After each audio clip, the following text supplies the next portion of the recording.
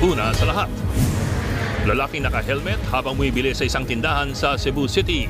Biglang nanutok ng barel at hinolda pang tindera. Melo. Cellphone lang. Kuha cellphone ba? Tiningnan niya ang mga cellphone ng biktima at nagmamadaling tumakas. Nahuli kaya ang hold-upper? Yan at iba pang detalye ng balitang yan, abangan maya-maya lamang. Magandang gabi, Pilipinas. Sa Frontline tonight. John Vic Remulla binawi ang kandidatura sa pagkagobernador ng Cavite. Manunumpa na bukas bilang bagong Interior Secretary ayon sa kanyang kapatid na si Justice Secretary Boying Remulla. Mag-amang sina dating Pangulong Rodrigo at Mayor Baste Duterte posibleng makatapat ang mga Nograles sa Davao City. Itutuloy raw ni Duterte ang war on drugs sa kanilang baluarte. Kasi pag inabutan ko kayo, patayan talaga tayo.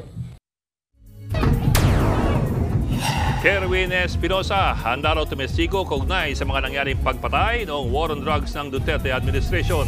Pero Assistant to Counsel ng ICC hindi kumbinsido sa kredibilidad ni Kerwin. Willie Revillame, nagpahaging na nga ba sa posible niyang pagtakbong senador? Pagdasal niyo lang ako. Naggabayan ako ng Panginoon Diyos na tama ang magiging desisyon ko sa buhay ko. Superstar Nora Honor at iba pang artista humabol sa paghahain ng kandidatura bago ang deadline bukas. At sa Showbiz Tonight, Andrea Brillantes itinangging nagpa-VIP siya sa concert ni Olivia Rodrigo.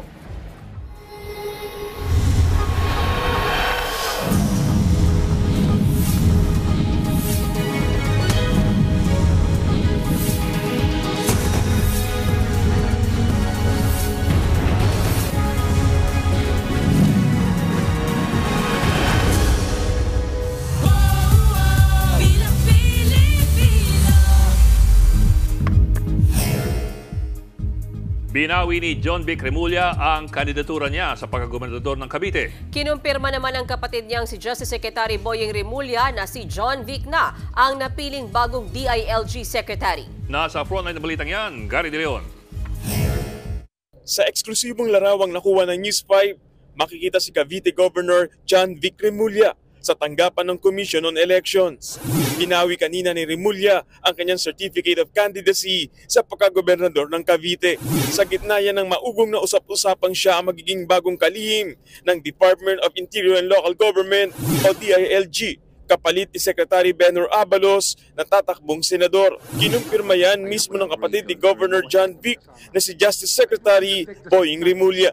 Kung kapatid na po ba talaga yung magiging SILG? I think so. He's scheduled to have an oath-taking tomorrow morning. Ikinatutuwa raw ni Secretary Boying ang pagkakapili sa kanyang kapatid sa DILG. The commitments can be made instantly because the two of us can always talk about what has to be done. Mas maganda ang coordination niya. Like minds, tsaka I think that we only want the best for the country. Wala tayong ibang motive dito.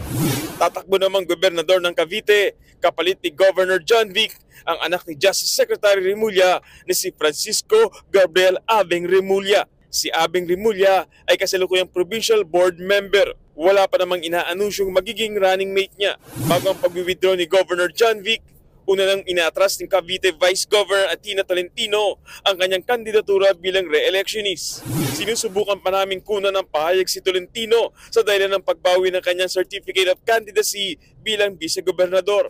Ayon sa COMELEC, legal ang ginawang pag-withdraw ni John Vic Remulla at pagpapalit ng iba pang kandidato sa pagkagobernador dahil pasok pa ito sa filing period. Nagbabalita mula sa Frontline, Gary De Leon, News 5. Sa pagtakbo ng mag-amang Rodrigo at Baste Duterte sa Davao City, matunog nilang makakatapat ang mga Nograles. Sakaling manalo, itutuloy raw ng dating Pangulo ang pagpapatupad ng drug war sa kanilang baluarte. Nasa frontline ng balitang yan si Bril Montalvo. Formal nang naghain ng kanyang Certificate of Candidacy si dating Pangulong Rodrigo Duterte para sa pagkaalkalde ng Davao City, kasama ang common law wife niyang si Hanilet Avancenia. Tinuldukan na kanina ni Duterte ang mga haka-hakang tatakbo siyang senador. Sa kanyang muling pagtakbong mayor, nagbitaw ng pamilyar na babala ang dating Pangulo laban sa mga sangkot sa iligal na droga. Na kayo inyo na kung ako ang mamayor, mamamatay talaga kayo. Do not expect na pag mag-enkwentro tayo, bubuhayin kita. Nag-warning na ako sa inyo. Sakaling manalo, ito na ang magiging ikawalong termino ni Duterte bilang mayor ng Davao City. Itutuloy raw niya ang kanyang war on drugs para sa kapayapaan ng lungsod. I just want a peaceful city. Kasi pag inabutan ko kayo, patayan talaga tayo. Pati yung human rights, sabihin ko na ngayon. Kayong dapat yung human rights, i-contact Manila kung sino itong problema na to. Kasi mamamatay talaga yan. Running mate niya ang kanyang anak na si incumbent Mayor Sebastian Baste Duterte na naghain na rin kanina ng COC sa pagka-vice mayor. Actually, over the past 2 days, nagama kayo mga changes ng work, but kung ano yung final yun ang mga naisip na ko. Asa tanaw na mo mayo, komportable ra. So, nalipay na po ko nga kuhan. Kaya mga tauhan na mga taga-Davao, nalipay sila nga balik ang pinalangga na to ng former president o former mayor diri sa Davao City. Matunog namang makakatapat na mga Duterte ang pamilya Nograles. Lalo pa itong naging maugong nang magbitiw na kanina bilang chairman ng Civil Service Commission si Attorney Carlo Nograles. Naghain na rin ng kandidatura bilang re-electionist si Davao City 1st District Representative Paulo Duterte. Isinumiti ang kanyang COC sa pamamagitan ng kanyang abogado. Ayon kay UST Political Science Professor Froilan Calilong, patunay ang muling pagtakbo sa pagka-mayor ni Duterte hindi lang para ipakitang balwarte pa rin nila ang lungsod, kundi para panatilihin ang kanilang kapangyarihang politikal. I think it's safe to say that Davao is really their kingdom. So you need to protect that kingdom, and who else but to better do this than the king himself, the patriarch of the Duterte family. None other than former President Duterte. Isa pa raw sa posibleng dahilan ng pagtakbo ni Duterte sa lokal na halalan ay ang banta ng pamilya Nograles. Sa Davao, matatalo ang mga Dutertes. It will definitely create an impression to the public na mahina na ang mga Duterte. No? And this is the reason why gusto ni PRRD na siya yung hahabol. Kasi kung ang hahabol, maaring si Baste or anybody other than him, baka masingitan, di ba? Baka lusot ang mga Nograles, and this is something that they don't want to happen. Dagdag pa ni Calilong, importante sa mga Duterte na manalo ngayong darating na halalan dahil malaki ang epekto nito sa kanilang pagposisyon sa 2028 national elections. Nagbabalita mula sa Frontline, Bril Montalvo, News 5. Marami marahil ang nagulat nang maghain si dating Pangulong Duterte ng kanyang kandidatura sa pagka-alkalde ng Davao City. Pero marami ring hindi. Magmula nung ma-appoint si Duterte na OIC ng Davao City noong 1987 hanggang sa mahalal siya sa kanyang unang termino noong 1988, halos wala pong patid ang panunungkulan ng pamilya Duterte sa Davao City Hall.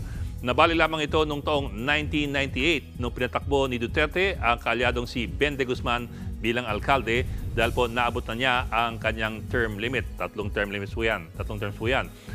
Nang muling maabot niya ang kanyang term limit noong 2010, nagpalit siya at ang kanyang anak na si Sara sa pwesto. At nung nakaraang 2022 elections, si Sebastian Duterte na ang pinatakbong alkalde para naman makatakbo si Sara bilang bise ni BBM.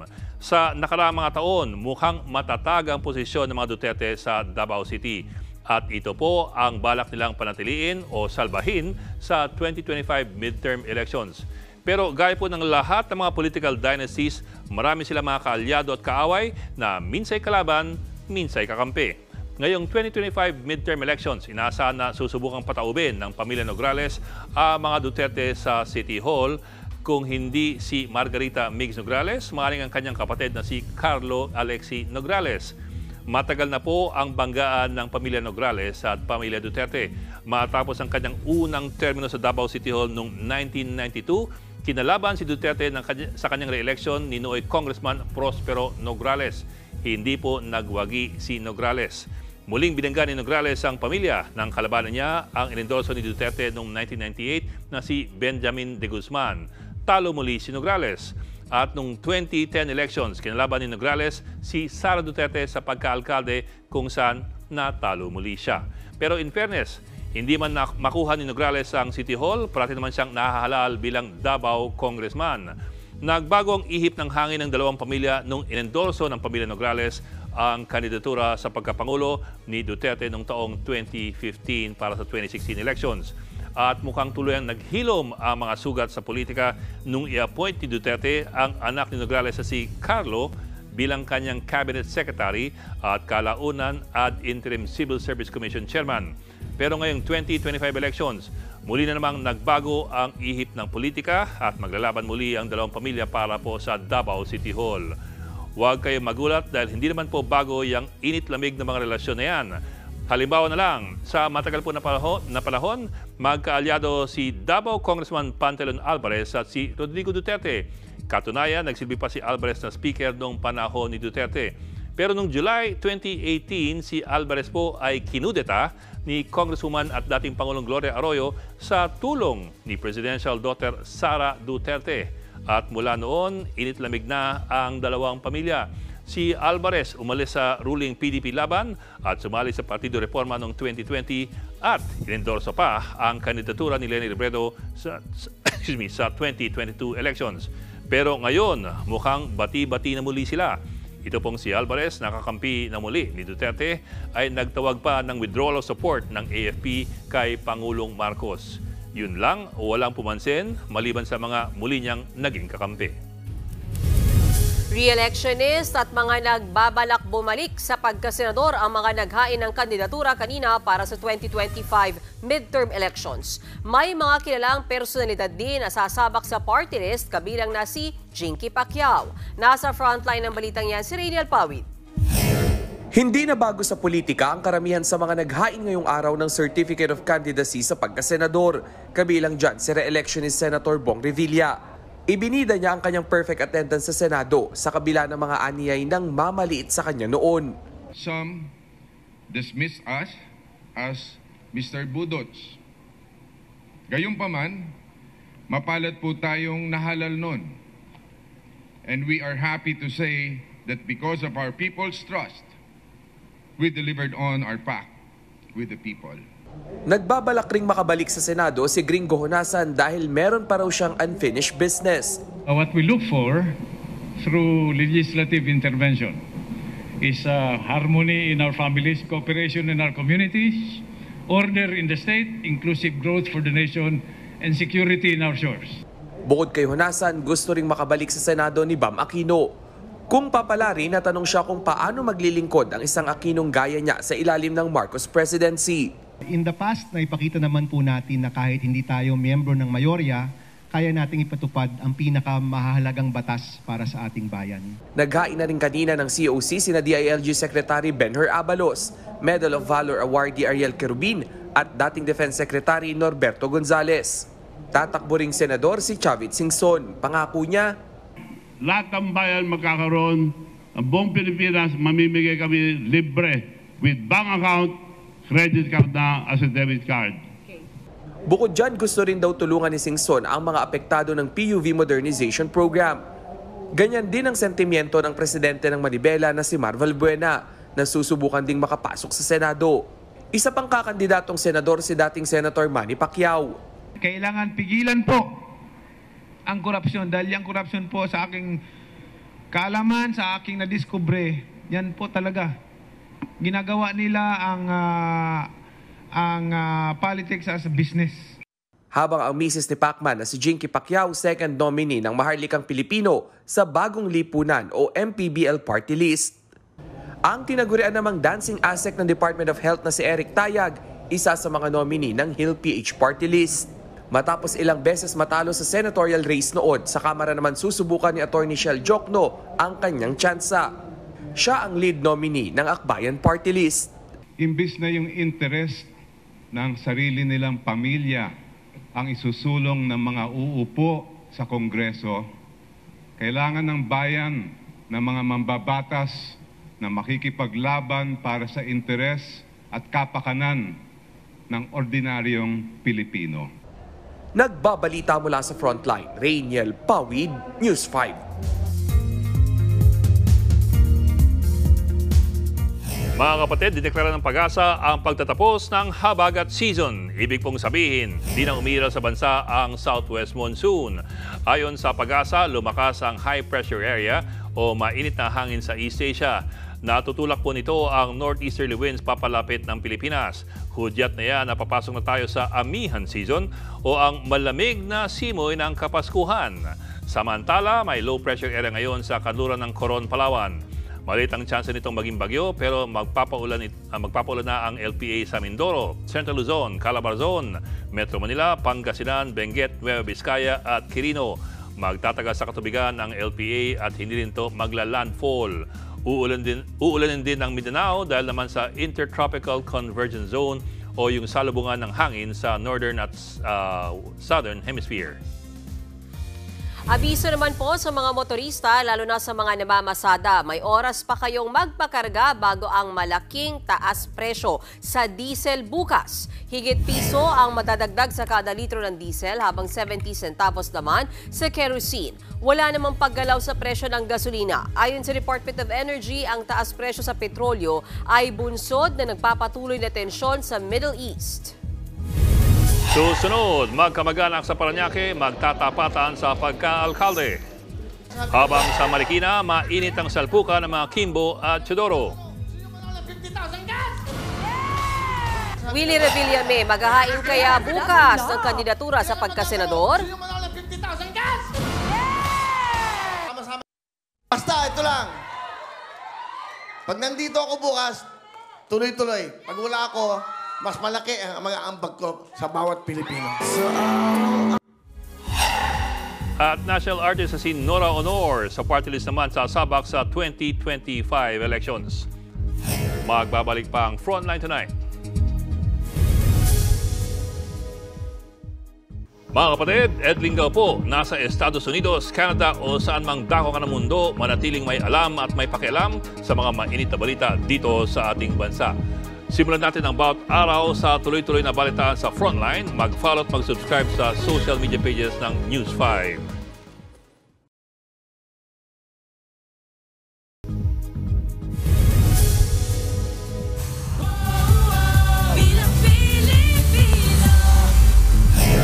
Magkamag-anak ang magtatapatan para sa pagka-alkalde sa Parañaque. Habang sa Marikina, mainit ang salpukan ng mga Kimbo at mga Teodoro. Nasa Frontline na balitang yan, Marian Enriquez.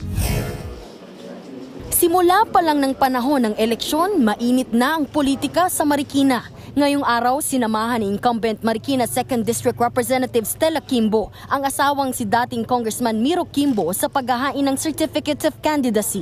Susubukan ni Miro na makabalik sa Kamara habang tatakbo namang mayor ng lungsod si Congresswoman Stella na nakatakdang maghain ng kandidatura bukas. Ang mga Kimbo may patutsada sa kasalukuyang alkalde ng lungsod na si Mayor Marcy Teodoro.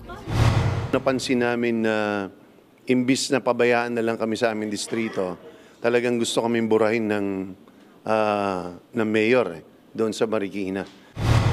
Ilang oras matapos ang pahayag na yan, dumating si Mayor Marcy Teodoro para samahan ang itatapat nila kay Miro Kimbo na si incumbent Councilor Don Favis. Sinagot ni Teodoro ang aligasyon ng mga Kimbo. Hindi ganun ang eleksyon, walang binubura na kandidato. It's a democratic process. Hayaan nating mamili ang tao ng pinakamagaling na maglilingkod sa kanila. Magsasabong naman sa unang distrito ng Marikina sina Mayor Teodoro at outgoing Senator Coco Pimentel. Ayon kay Pimentel, naguluhan siya sa pagtakbo ni Teodoro. To show good faith, sabi niya, nung February yata yun, February of 2024, nag-transfer na siya ng voters registration niya sa District 2 to show good faith.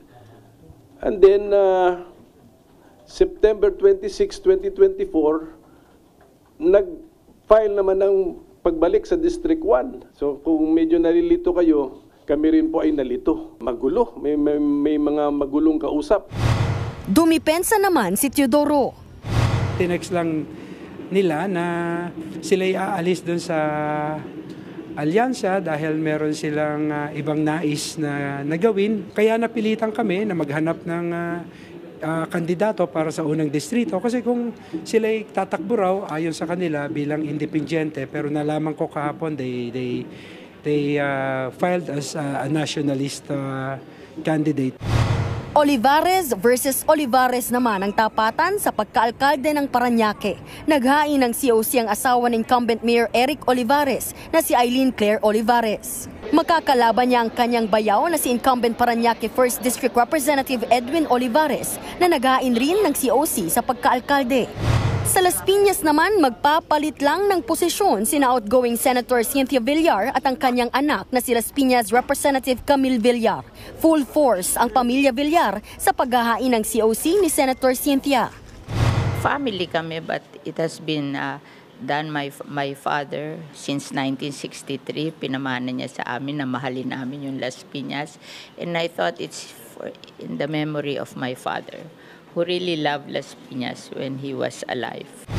Sa Pasig City, naghain ng kandidatura para sa kanyang huling termino si incumbent Mayor Vico Soto, pati ang katandem niyang si re-electionist Vice Mayor Dodot Jaworski.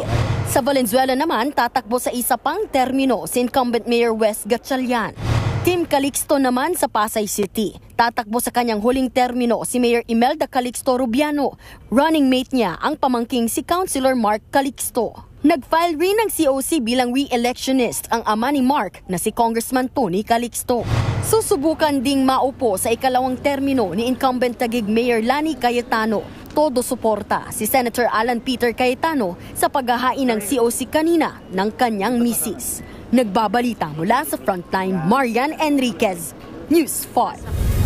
Sa La Union naman, magtutunggali sa pagkagobernador ang dalawang Ortega. Habang sa Ilocos Norte, tatakbo ang pinsan ni Pangulong Bongbong Marcos bilang mayor, pero hindi siya ang sinuportahan ni PBBM. Nasa frontline ng balitang yan si Gary De Leon. Tatlong babae, laban sa isang lalaki. Sila ang maglalaban-laban sa pagkagobernador ng Laguna. Kanina, isang araw bago ang deadline, sunod-sunod ang naghain ng Certificate of Candidacy ang tatlong tatakbong gobernadora. Kabilang dyan ang broadcaster at dating congresswoman na si Sol Aragones. Katandem niya si Piwi Perez. Ito ang ikalawang subok ni Aragones sa gubernatorial race. Makakatapat niya si incumbent Vice Governor Karen Agapay na naghain na rin ng COC sa pagkagobernador. Katandem naman ni Agapay ang presidente ng Liga ng Barangay ng Laguna na si Lorenzo Boy Zuniga. Naghain na rin ng COC ang asawa ni outgoing Governor Ramil Hernandez na si Ruth Hernandez. Itutuloy daw niya ang nasimulan ng kanyang mister na higit 10 taong naupo sa Kapitolyo mula 2014. Running mate niya si Attorney J.M. Karait. Nauna namang naghain kahapon ng kandidatura si Santa Rosa Representative Dan Fernandez bilang gobernador, kasama ang dating aktres na si Jem Castillo Amante bilang kanyang vice governor. Sa Pampanga naman, naghain na ng kanyang kandidatura sa pagkaalkalde ng San Fernando si Mylene Pineda Cayabyab. Katandem niya ang re-electionist na si Vice Mayor Benedict Jasper Lagman. Tututukan daw niya ang reforma ng healthcare sa lungsod. Abril ngayong taon nang ilipat ni Pineda Cayabyab ang kanyang pagiging botante mula sa bayan ng Lubao patungong San Fernando. Nagsilbi siyang alkalde ng Lubao mula 2010 hanggang 2019. Anak siya ni na incumbent Vice Governor Lilia Pineda at Bong Pineda. Kapatid ni Mylene sina Pampanga Governor Delta Pineda at Lubao incumbent Mayor S.B. Pineda. Makakaharap ni Pineda Cayabyab ang TikTok sensation at incumbent mayor ng San Fernando na si Vilma Calawag. Kung mapagbibigyan ng isa pang termino, tututukan daw ni Calawag ang pagtugon sa problema sa pagbaha sa kanilang lungsod. Papasok na rin sa politika si dating PNP Chief Oscar Albayalde. Naghain siya ng COC para sa pagkaalkalde ng Angeles City. Tatakbo bilang vice mayor niya si Amos Rivera. Makakatapat niya si incumbent Pampanga 1st District Representative John Lasatin. Sa Cebu City, naghain ng Certificate of Candidacy sa pagkaalkalde si dating Bureau of Customs Commissioner Yogi Felimon Ruiz. Kasama niya ang mga kapartido sa Kilusang Bagong Lipunan na suportado ni Pangulong Bongbong Marcos. Wala siyang running mate. Ito ang unang beses na susubok si Ruiz sa pagtakbo sa halalan. Habang ang dating PBA player na si Bonel Balingit tatakbo naman bilang konsehal ng Cebu City South District. Sa Ilocos Norte, naghain ng kandidatura pa sa kanyang ikalawang termino si Ilocos Norte 1st District Representative Sandro Marcos. Kasama niya ang mga magulang na sina Pangulong Bongbong Marcos at First Lady Lisa Araneta Marcos. Ang pinsan ni PBBM at incumbent mayor ng Lawag City na si Michael Marcos Kiyon tatakbo rin sa ikalawang termino. Yun nga lang, hindi siya sinuportahan ng presidente. Sa larawang ito, itinaas ni na PBBM at Sandro ang kamay ng katapat sa pagka-mayor ni Kiyon na si incumbent councilor Brian Alcid at ang katandem nito na si Han Dilaw. Sa La Union, dalawang Ortega ang magkakatunggali sa pagkagobernador ng probinsya. Ngayong araw, nagain ng COC sa pagkagobernador si incumbent Vice Governor Mario Ortega. Katandem niya si Aringay Mayor Eric Sibuma. Habang ang kanyang apo na si incumbent Governor Rafael Ortega David naunang naghain ng COC for re-election. Ayon sa nakatatandang Ortega, matagal na raw nila napag-usapang magkakapamilya ang pagbabalik niya bilang gobernador. Sa kabila nito, hindi naman daw ito nangangahulugang watak-watak ang kanilang pamilya. Nagbabalita mula sa Frontline, Gary De Leon, News 5.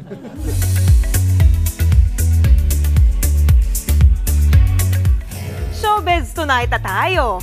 Tila nagpahiwatig na tatakbo sa eleksyon ang TV host na si Willie Revillame. Sa episode kanina ng Will to Win, nanawagan ng dasal si Kuya Will kaugnay sa aniyay gagawin niyang desisyon sa kanyang buhay. Ipagdasal daw sana siya hanggang alas 5 ng hapon bukas. Kung wala raw siya sa show bukas, ibig sabihin, mas marami pa raw siyang maitutulong sa mga Pilipino.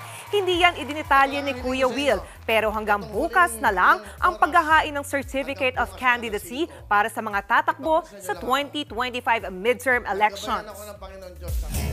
Itong gabing ito, pagdasal nyo lang ako. Ito lang ang hiling ko sa inyo.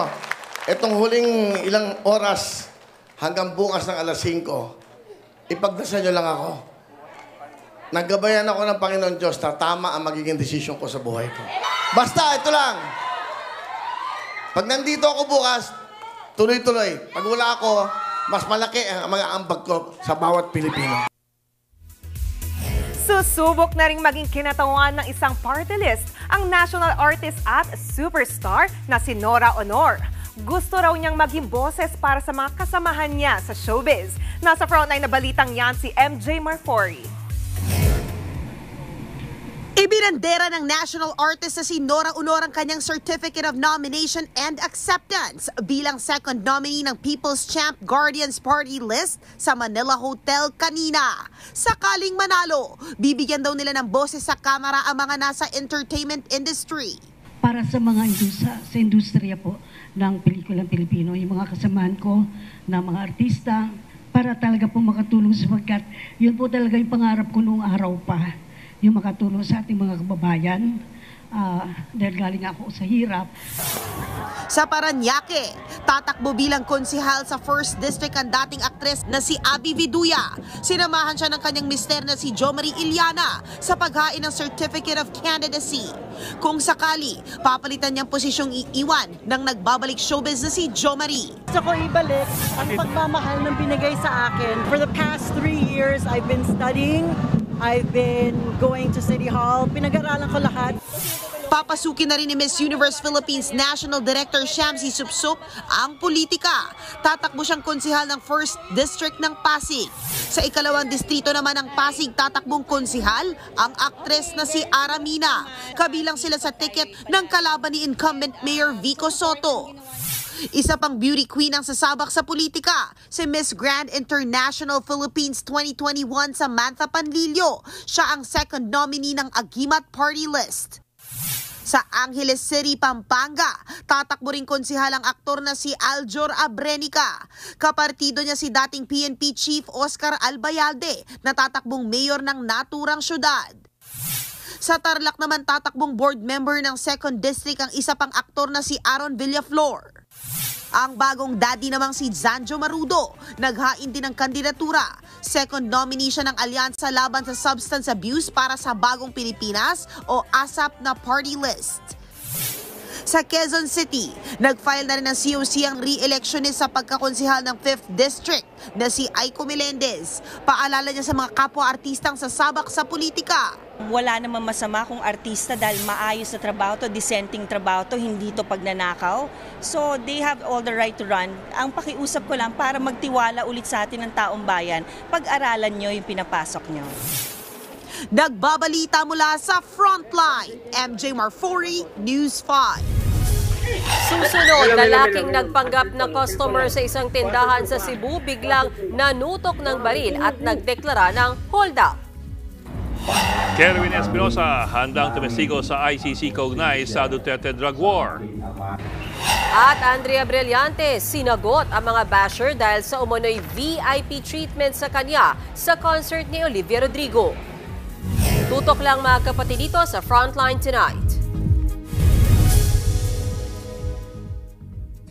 Mga kapatid, Mean Los Baños po. Nasa Europa o saan mang dako ka ng mundo, manatiling may alam at may pakialam sa mga maiinit na balita dito sa ating bansa.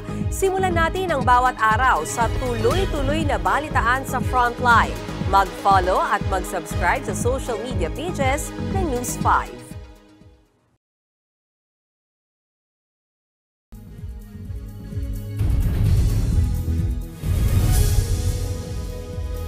Sa pool, sa CCTV ang pang-hold up sa isang tindahan sa Cebu City. Agad namang naaresto ang suspect at nahulihan pa ng droga. Nasa frontline ng balitang yan si John Aroa.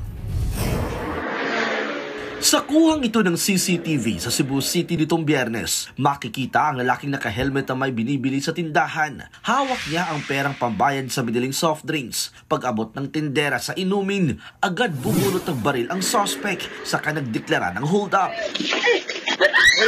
Melo. Cellphone lang. Kuha cellphone ba? Itunod din. Dahil sa takot, iniabot ng tindera ang kanyang mga cellphone. Mabilis na tumakas ang suspect sakay ng motorsiklo. Ayon sa biktima, trauma ang kanyang inabot sa nangyaring pang-hold up.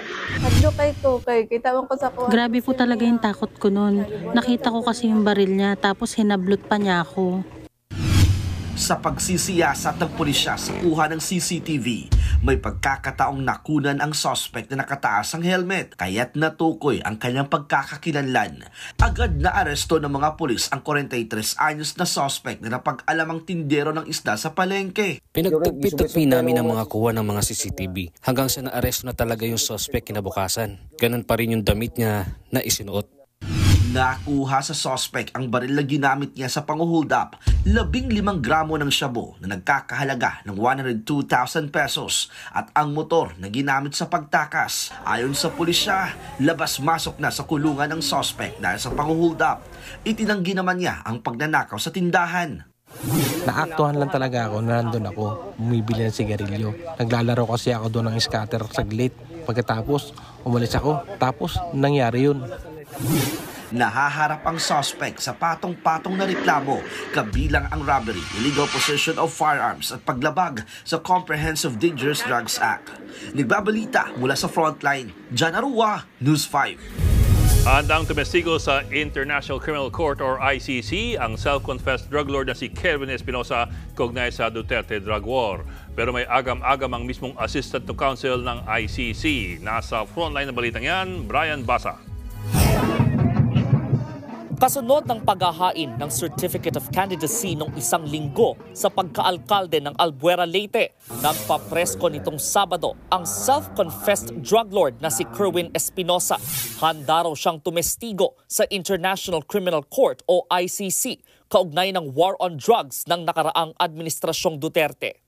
Hindi lang 100, 1,000% para makamit namin ang hustisya sa aking ama na binatay sa loob ng kulungan at ginawa nila ng kwento.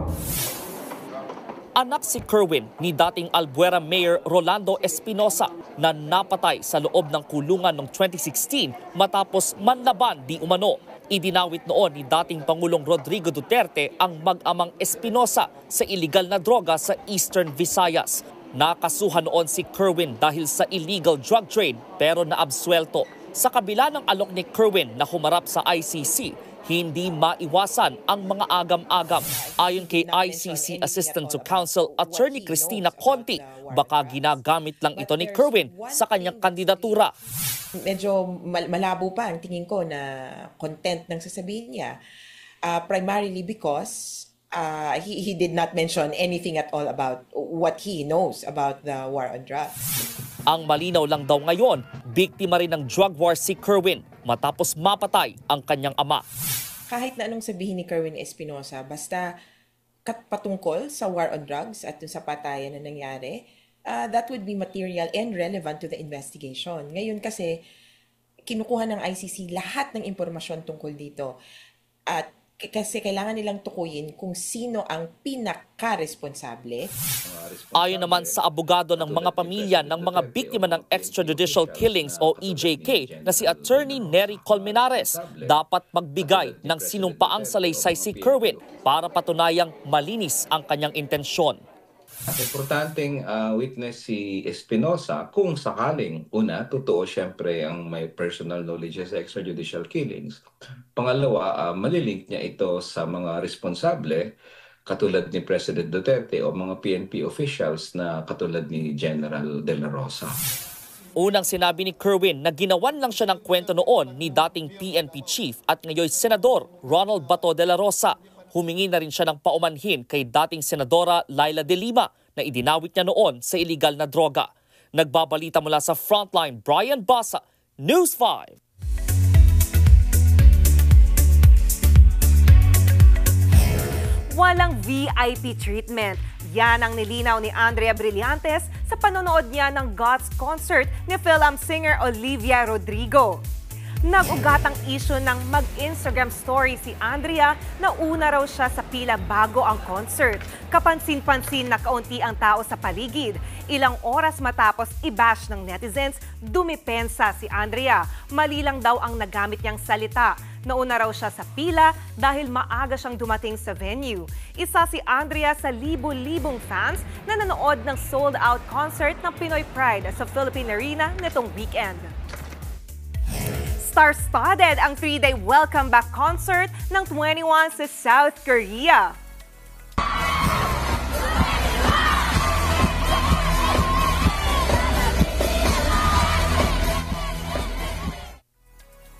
Kabilang sa mga nanood ang Blackpink member na si Jennie, ang K-pop groups na Stray Kids at New Jeans, pati ang best friends ng 21 na sina G-Dragon at Daesung ng Big Bang. Ayon sa ilang reports, umabot ng 12,000 ang nanood ng kanilang concert sa Olympic Hall sa Seoul. Sa November 16 naman pupunta ang 21 sa Pilipinas para sa kanilang concert sa Mall of Asia Arena.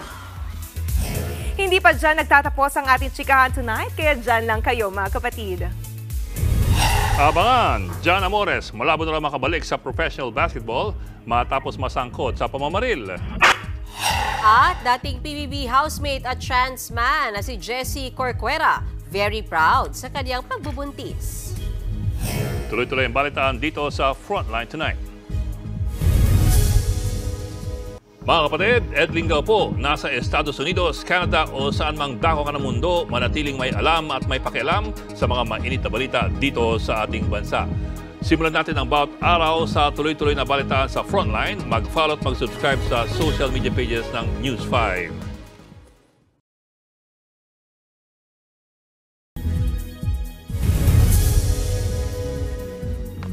Posibleng hindi na makabalik sa professional basketball gaya ng PBA ang basketballistang si John Amores matapos niyang masangkot sa pamamaril. Ayon sa Games and Amusements Board or GAB, ang PBA dapat ang mag-iimbestiga sa shooting incident na kinasangkutan ni Amores sa Laguna. Kung sakali expulsion mula sa liga ang maaaring parusa kay Amores.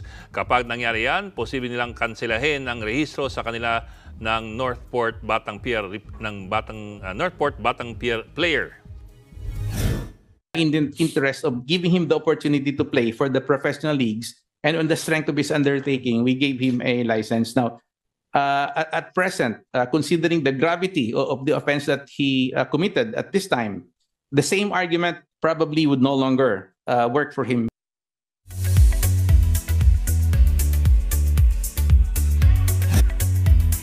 Loud and proud na inanunsyo ng trans man na si Jessie Corcuera ang kanyang pagbubuntis. Pinost niya sa Instagram ang kanyang baby bump photos with rainbow flag. Nabuntis si Jessie sa pamamagitan ng in vitro fertilization. Pinagsasama sa laboratorio ang egg at sperm cells para makabuo ng embryo na siya namang ililipat sa uterus o matres. Sa caption ni Jessie, 2018 pa ito plano para hindi raw kasi biro ang gastos sa IVF. Hindi rin daw naging madali ang proseso kaya sana raw ay hindi siya husgahan. Ang gusto lang daw niya ay magkaroon ng sariling anak. Supportive naman kay Jessie ang partner niyang si Cams. 2016 nang huling mapanood sa telebisyon si Jessie nang sumali siya sa Pinoy Big Brother. Congrats, Jessie! At yan ang latest and hottest sa Showbiz Tonight. Ako si Johnny Alipon. Happy Monday, mga kapatid. At para naman sa ating pabaong Pampa-Good Night, nagpataasan ng tore sa Espanya. Ang twist, mga tao ang magsisilbing tower. Higit 40 grupo ang sumali sa contest para sa Biggest Human Towers. Kanya-kanya silang diskarte para mas tumaas ang tore at hindi matumba sa ere. Nag-uwi ng higit $15,000 o katumbas ng higit 800,000 pesos ang nagwaging Human Tower. Kada 2 taon ginagawa ang kompetisyon para maipamalas ang lakas at koordinasyon ng mga kalahok. Parang ang sakit nun pag nasa ilalim ka. Oo nga, lahat actually. Dapat may strategy kung paano bang hindi ka masyadong... Yung pinakamagana sa taas. Maski na, pero kung ganun pa rin karami, ramdam mo pa rin. Diba? Sakit siguro sa katawan yun. Pag lahat yung nahulog. Kapalit ng 800, kaso yun kayo maghahati sa 800,000. Pang-ospital. Oo, wag naman. Mga kapatid, 79 days na lang, Pasko na. At yan po ang 45 minuto pag-imas malagang headlines. Balitaan at diskusyon para sa paghubog ng matalinong opinyon. Kami yung kasaga sa pagbabalita. Ako po si Mayan Los Baños. Ako lang po si Ed Lingao. Magandang gabi.